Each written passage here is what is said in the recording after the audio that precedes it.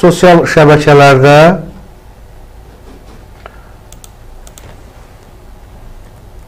Araz Musayevin Türkiyədə döyülməsi ilə bağlı müzakirələr gedir, mübahisələr gedir və elə həmin müzakirələrlə də bağlı bir icra hakiminin adı hallanır.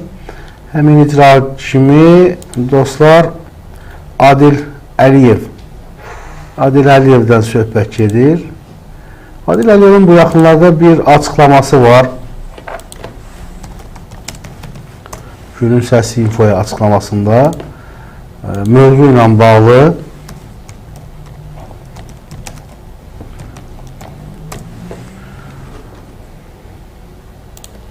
Adil Əliyev dostlar bir açıqlama verib. Özəl bir açıqlaması var. Araz Musayev ilə bağlı. Xatırlayırsınızsa, Araz Musayev Türkiyədə naməlum şəxslər tərəfindən 5 barmaqla vurulub və bəziləri deyir ki, bıçaqla vurulubdur. Sosial şəbəkələrdə şübhəli şəxslərin adı çəkilibdir. Elə mövzu ilə də bağlı Adil Əliyevin də adı həmin siyahıda yer alıb. Çünki deyilənə görə Araz Musayev çıxışlarından çıxışlarının birində orada vurulmamışdan öncə belə bir açıqlama verib ki, həmin federasiyanın bunun əlini almaq istəyirlər.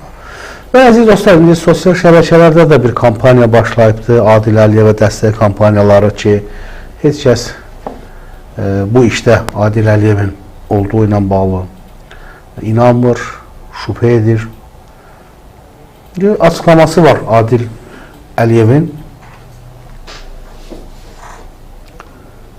Deyir ki, Azərbaycan Muay Thai Federasiyasının prezidenti, 9 qat dünya çempionu Araz Musayevin Türkiyədə bıçaqlanması ilə bağlı müxtəlif versiyalar səsləndirilir.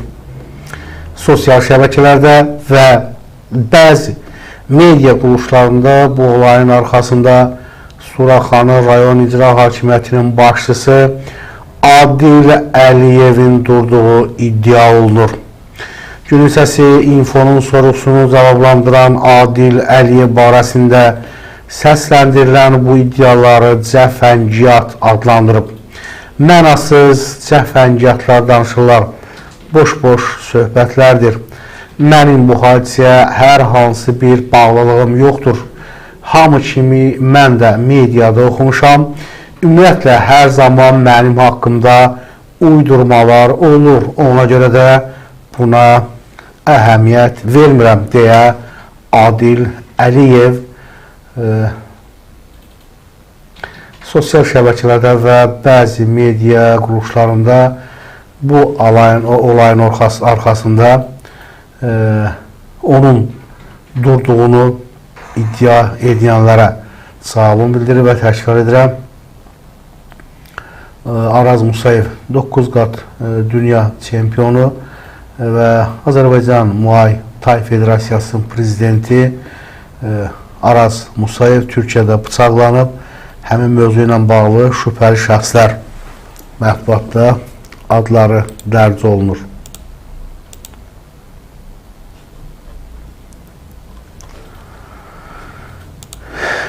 Digər bir mövzumuz var əziz dostlar, Eldar Mahmudovla bağlı. Eldar Mahmudov şəxsiyyət vəsiqəsi üçün müraciət edib, istintaq altındadır deyirlər. Azərbaycanın sabiq Milli Təhlükəsizlik Naziri Eldar Mahmudovun özünə şəxsiyyət vəsiqəsi almaq istəyib, amma bu istəyi baş tutmayıb. Və bu barədə Günün Səsi infoya sabiq nazirin yaxın ətrafından məlumat verilib. Eldar Mahmudovu tanırsınız əziz dostlar, keçmiş Milli Təhlükəsizlik Naziri. Məlumata görə şəxsiyyət vəsiqəsinin etibarlı müddəti bitən Eldar Mahmudov onu yeniləmək istəsə də məhdudiyyətlə üzləşib. Buna səbəb isə Eldar Mahmudovun baş prokurorluq və MTN işi çərçivəsində istintaqa cəlb olunmasıdır. Xatırladaq ki, baş prokurorluğun ağır cinayətlərə dair işlər üzrə baş istintaq idarəsində bir neçə dəfə dindirilən Eldar Mahmudovun həbs edilməməsinə baxmayaraq ölkədən çıxışına məhdudiyyətlər qoyulub.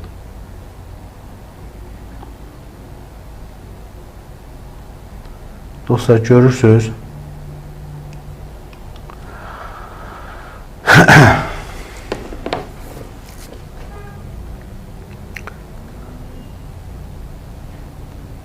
və əziz dostlar, yeri gəlmişkən eks-nazirlərdən danışarkən Vasif Talıbovla da bağlı bir xəbər diqqətimizi cəlb etdi.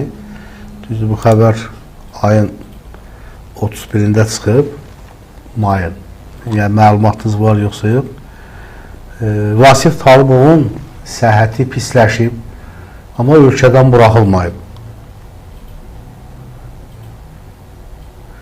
Bunu Yeni Sabah az yazıbdı, paylayıb, dostlar paylaşıb ki, Naxçıvan Muxtar Respublikası Ali Məclisinin keçmiş sədri Vasif Talıbovun səhhətində ciddi problem yaranıb. Bu barədə Yeni Sabah'a Vasif Talıbovun qohumlarından biri məlumat verib. Onun sözlərinə görə Vasif Talıbovun səhhətində olan problemlər son bir neçə ayda özünü daha qabarıq şəkildə göstərməyə başlayıb. Ötən həftə isə keçmiş rəhbərin sağlıq durumu daha da pisləşib.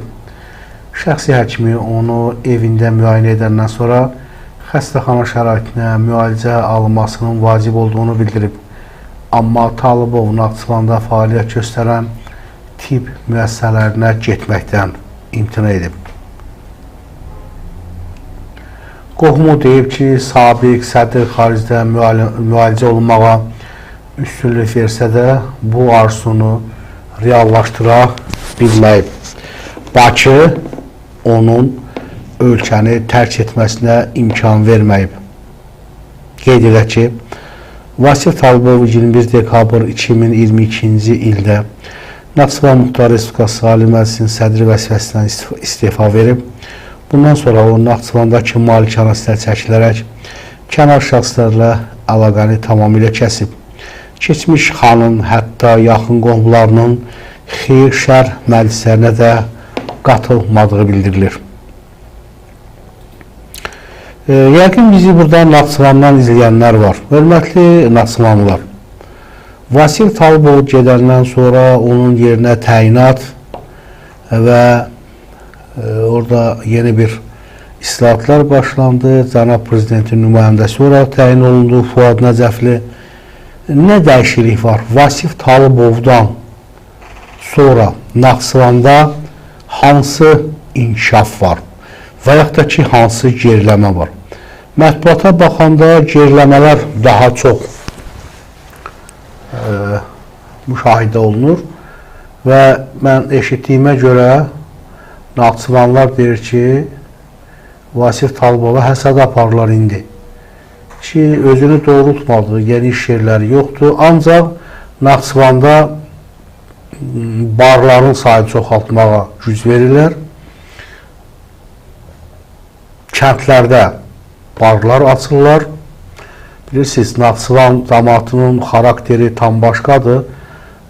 Bilirsiniz ki, əksəriyyəti də onların dindardılar. Yəni, bir də səhv etmirəmsə, lotareyaların sayı çoxalır, amma Vasif Talıbovun dönəmində belə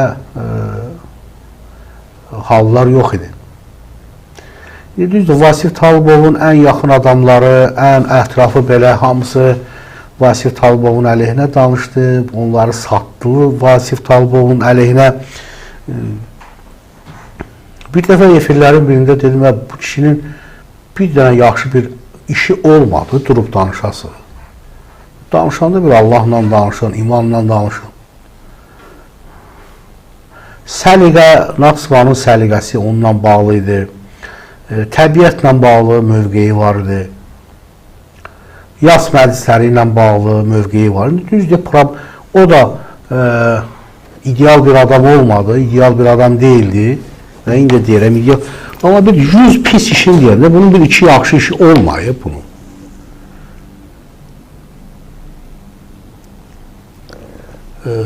Narkotika sıfır səviyyəsində idi. Əxlaqsızlıqla bağlı xüsusi bir çərçivə, daha doğrusu mübarizə vardı. Yəni, o çərçivədən heç kim qırağa çıxa bilməzdi. Yəni, əxlaqsızlıq çərçivəsini qoruyurdu. Ki, kimsə gelib orada Naxçıvanda əxlaqsız yuvaları qura, nə bilim, qız al veriyorlar, qız sata, belə işlər yox idi orada. Təbiətlə bağlı, ekoloji vəziyyətlə bağlı, sonra taksi fəaliyyəti ilə bağlı,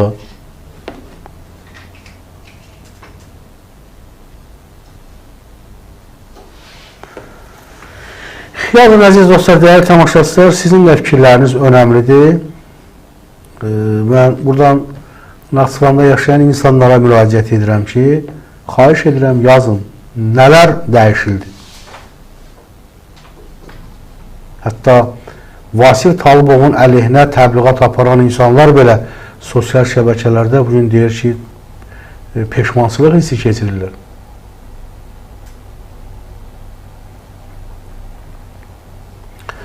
Davam edirəm, əziz dostlar, dəyərli tamaşaçılar. Kanalda olanlar verilişi bəyənin, paylaşın.